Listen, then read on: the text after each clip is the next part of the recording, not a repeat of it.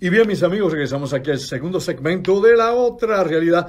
Hoy viernes 20 de diciembre del año 2019 y se está acabando el año. Mi madre, se fue.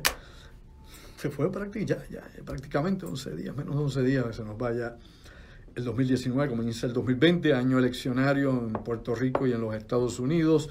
Hasta el impeachment del presidente Donald Trump, que eso lo van a tener en hold, lo van a tener congelado hasta que le convenga precisamente a los demócratas mover esto de alguna forma o manera. De eso comentaremos algo en unos momentos también. Hay muchas incidencias de la más de interesante para ir discutiendo esta noche aquí en La Otra Realidad, por lo menos esbozando esa información para todos ustedes. Bueno, hablaba hace un momentito de algunas de esta gente que está en el gobierno de Puerto Rico y todo esto que nos saca, qué sé yo, por el techo.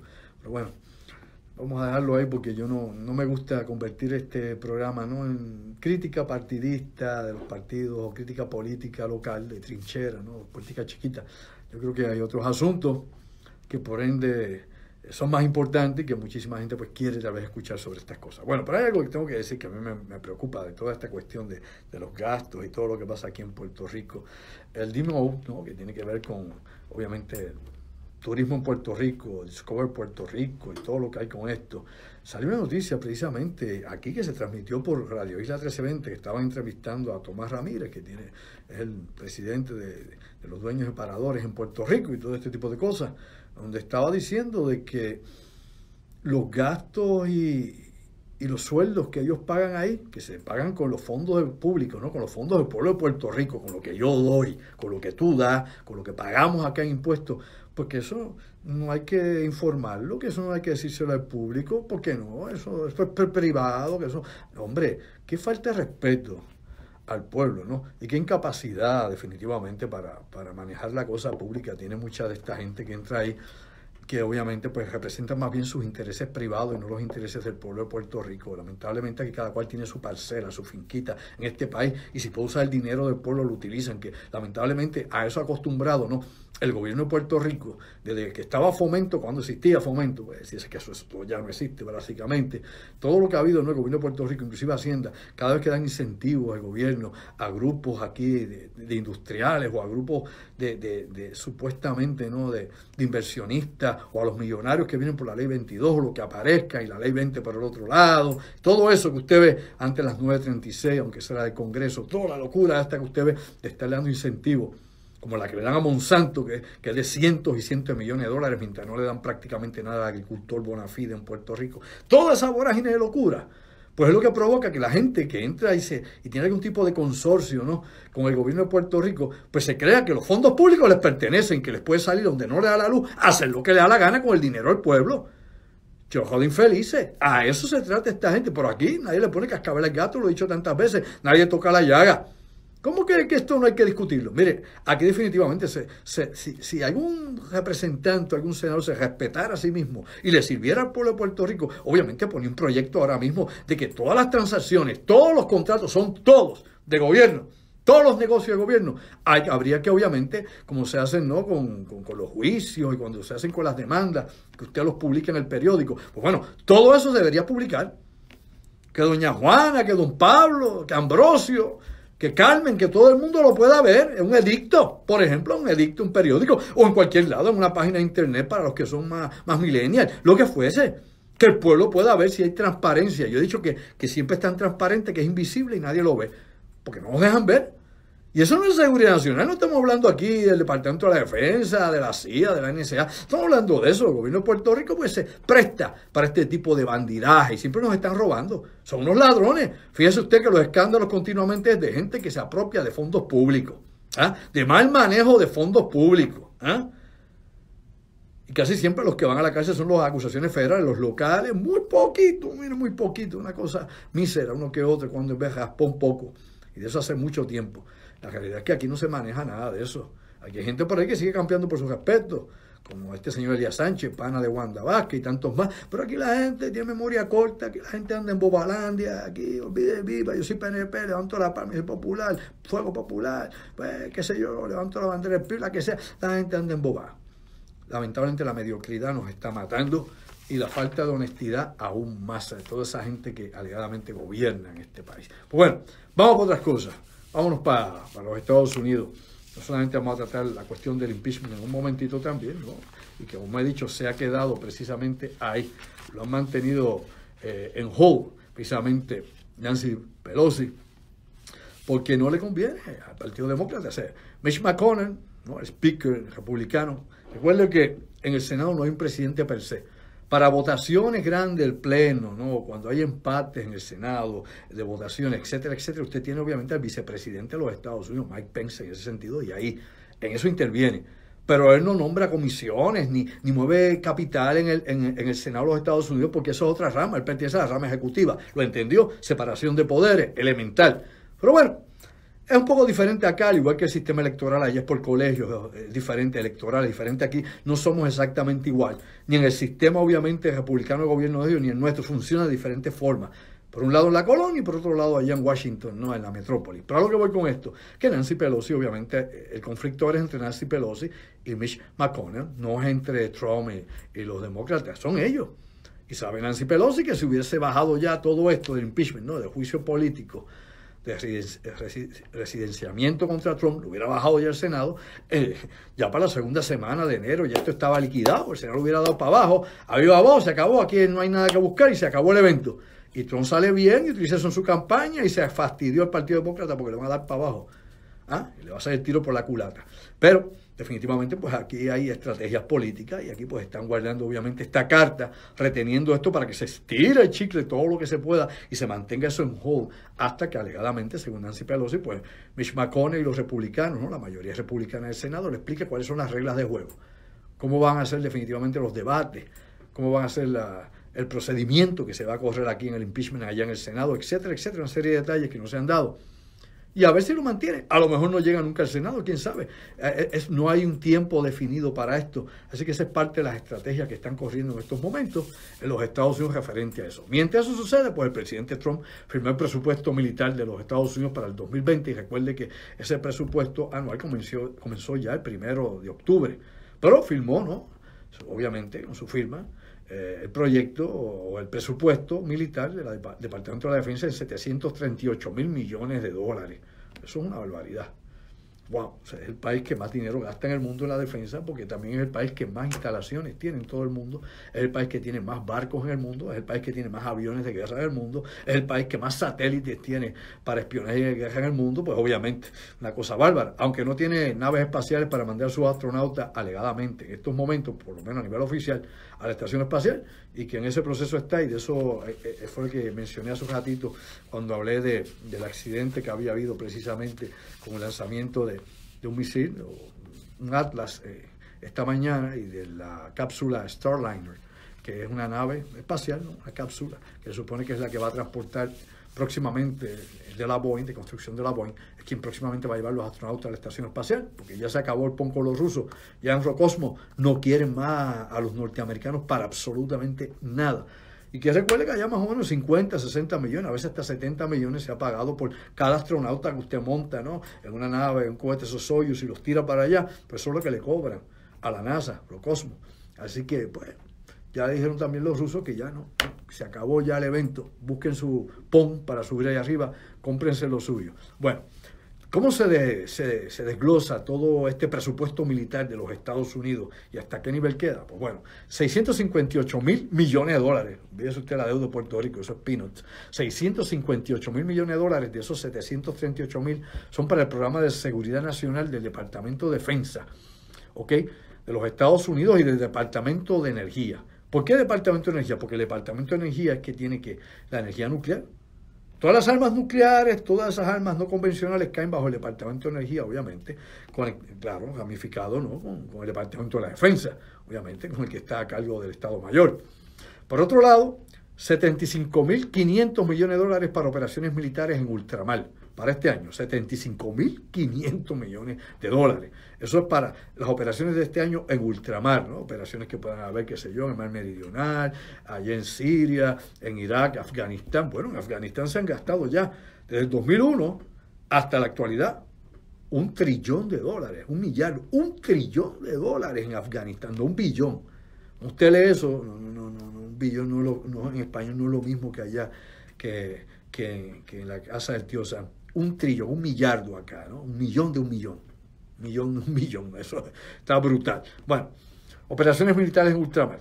5.300 millones de dólares para casos de emergencia, es decir, huracanes, tormentas que puedan afectar bases militares, de clima extremo, situaciones así, ¿no? De eventos catastróficos. Obviamente están guardando para esos 5.300 millones de dólares en una reserva. Luego también, dentro de lo que se firmó este presupuesto por el presidente Trump para el Departamento de la Defensa, para el Pentágono, pues usted tiene ahí también la Fuerza Espacial, ya es oficial. La sexta rama del Departamento de la Defensa, la sexta rama del Ejército de los Estados Unidos, la Fuerza Espacial ya es un hecho, ¿no? Porque obviamente el espacio es un dominio de conflicto militar, eso lo sabemos, ¿no? Y se une esto pues a las diferentes unidades de guerra que tienen los Estados Unidos, que va obviamente también al mundo digital, es decir, al mundo de los cibernautas, al mundo de los hackers, esa es otra de las divisiones también, obviamente el ciberespacio, que es el quinto frente de guerra. El ciberespacio, los otros ya ustedes los conocen, tierra, mar, aire, etcétera, etcétera. Así que tremendo presupuesto que acaba de firmar el presidente. Mientras eso sucede, pues vamos a comparar este presupuesto con lo que acaba de publicar precisamente el Washington Post. En Estados Unidos hay varios periódicos de renombre, ¿no? Y pues, algunos de ellos, pues definitivamente, pues el presidente Trump lo señala de fake news, en especial el New York Times, que tiene una campaña directa contra el presidente Trump. Y esto viene pues de atrás, ¿no? Son por otros conflictos, inclusive de negocios y personales. El presidente Trump hace unos meses quitó todos los fondos o todo el dinero que pudiera dar el gobierno para anuncios federales a este periódico y a otros periódicos más. Pues bien, comenzó una investigación en el 2016, el Washington Post precisamente, sobre qué estaba pasando con la guerra de Afganistán, ¿no? La guerra más larga que ha peleado los Estados Unidos en su historia, 18 años de guerra. La anterior guerra más larga que pelearon los norteamericanos fue la de Vietnam. Pero bueno, inclusive técnicamente, vamos a hablar técnicamente, se supone que la guerra más larga sea la de Corea, porque no se acabó. Y está el último disparo oficial que hicieron los norteamericanos fue en el año 53, de allá para acá, 52-53, de allá para acá, no ha habido más nada. Pero todavía está el estado de guerra. Así que tal vez esa sería la más larga, lo que pasa es que ha estado congelada, es una guerra congelada. En el sentido, obviamente, de la guerra de Afganistán son 18 años de ocupación militar.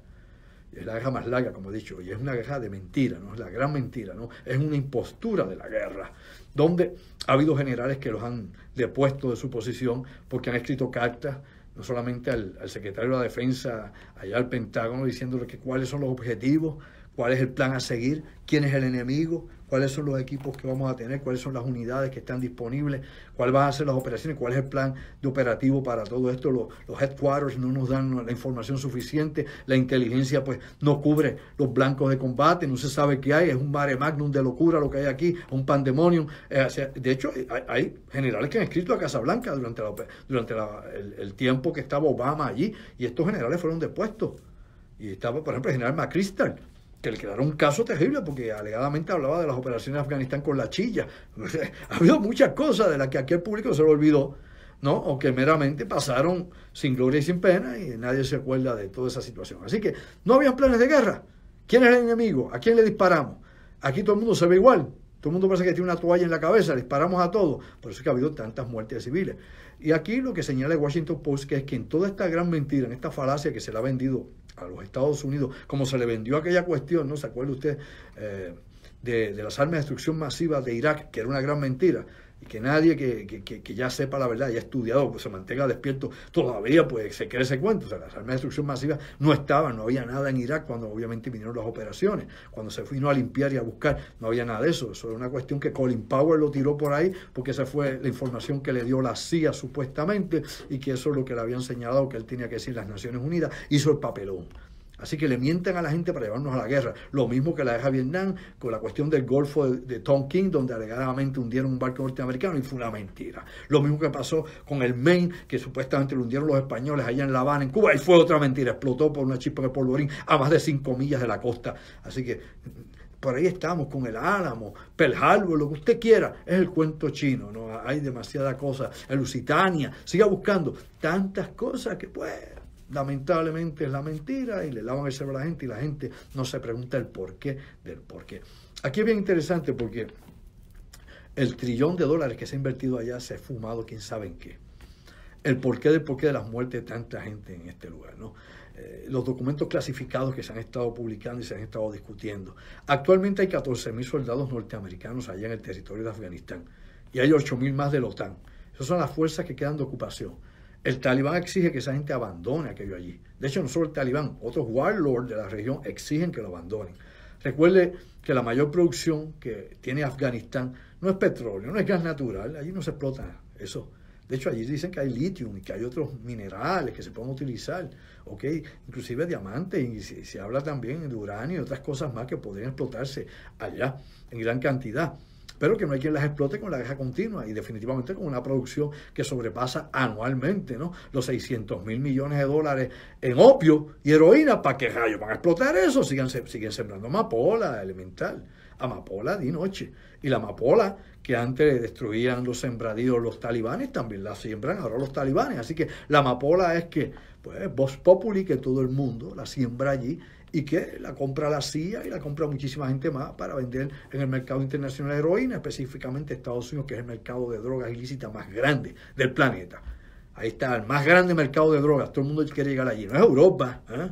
No es Latinoamérica, no es el Caribe, no es Asia, es Estados Unidos.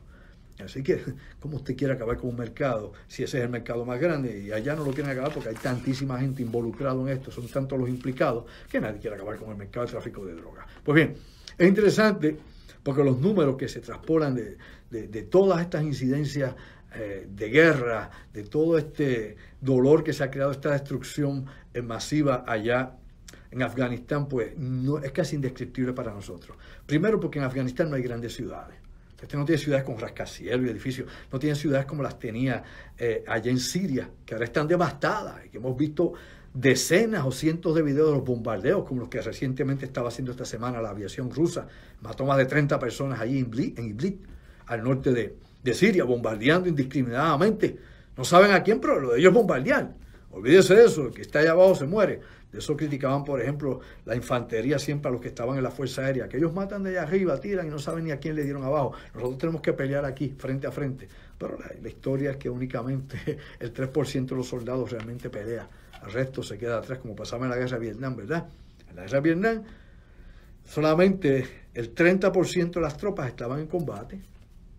Y cuando se hace un estudio estadístico de cuántos realmente peleaban, pues era cerca del 3% únicamente, de cada 10, 3 peleaban. Los demás tiraban un tiro, así o se tapaban, empezaban a llorar mientras estaba el fuego de mortero y la metralla. Y esto es un estudio que, de hecho, aquí lo hemos discutido anteriormente, y cómo se preparó para el Departamento de la Defensa, de cómo bregaba con eso, y determinaron que hay 1% de soldados que son natural born killer, que les guste, se meten al ejército porque les gusta matar, les gusta eso. Y es obviamente su hábitat natural. Pero que la mayoría no, la mayoría está buscando trabajo, algo que hacer, de qué vivir, no es meterse un rifle o ametrallar a todo el que aparece. O sea, esa es la mayoría, no es así, es un mínimo de ellos, ¿no? Como he dicho, un 3% del pool completo de soldados. Pues bien, desde el 2001 hasta la actualidad han muerto más de 775.000 personas en Irak. Únicamente estoy hablando, perdón, en Afganistán, no estoy hablando de Irak. En Irak el número es aún más grande. 775.000 personas. Recuerde que no hay ciudades grandes, hay aldeas. Y estas aldeas las vuelan, las revientan en 4 pedazos cuando las bombardea la artillería, los aviones, los drones, el que sea. Los Estados Unidos, obviamente, han tenido activos 157.000, mejor dicho, perdóneme, han estado activos, perdóneme, aquí los números los confundí. 775.000 soldados es lo que Estados Unidos ha enviado allá. Perdonen ustedes que haya cambiado los números. Corrijo nuevamente, vuelvo a corregir. 775.000 son los soldados que los norteamericanos han enviado desde el 2001 hasta la actualidad. Eso es enorme, una cantidad enorme de soldados. Ahora, las muertes oficiales son 157.000 muertos entre civiles y militares. ¿Entendió usted? 775.000 soldados han estado activos en Afganistán desde el 2001. Una vez corregido el error de hace un momento, ¿no?, mi lapsus mental, pues ahora vamos a los números correctos. 157.000 muertos. ¿Por qué razón murió toda esa gente? Bueno, pues no sé, vamos a desglosar los muertos. Los Estados Unidos han perdido 2.300 soldados en ese frente a Afganistán, 2.300 soldados muertos. Heridos, 20.589 soldados heridos, 20.589 soldados heridos. tremenda, los números son impactantes, obviamente. Soldados del ejército, por ejemplo, afganos, que son a los que apoyan las fuerzas norteamericanas de la OTAN, bueno, 64.124 soldados afganos han muerto, aliados de los Estados Unidos. 64.124. Civiles afganos, números oficiales, pueden ser más, pero bueno, números oficiales reconocidos, 43.074 civiles han muerto. O sea que han muerto más soldados, obviamente, afganos, que civiles. No sé si en estos soldados afganos se incluyen los policías afganos también, que a cada rato vuelan los cuarteles. Tal vez ahí están también incluidos los policías, pero los números oficiales que se dan, que inclusive el Departamento de la Defensa, no se señala si hay policías inmiscuidos en esto, si están todos en un mismo grupo. Talibanes y otros insurgentes. Han muerto 42.100 rebeldes en Afganistán. Lo que quiere decir que han muerto mucho más soldados afganos, 64.124 vis-a-vis 42.100. ¿Ok? Quiere decir que las fuerzas han estado perdiendo porque eso le tiene que añadir los 2.300 norteamericanos y los 4.074 civiles y los 20.589 heridos. Pero ahí no terminan los números. Tienen los contratistas, los mercenarios que han muerto allá en Afganistán. Han muerto más mercenarios en Afganistán que soldados norteamericanos. ¿Lo sabía usted? Bueno, han muerto 3.814 contratistas.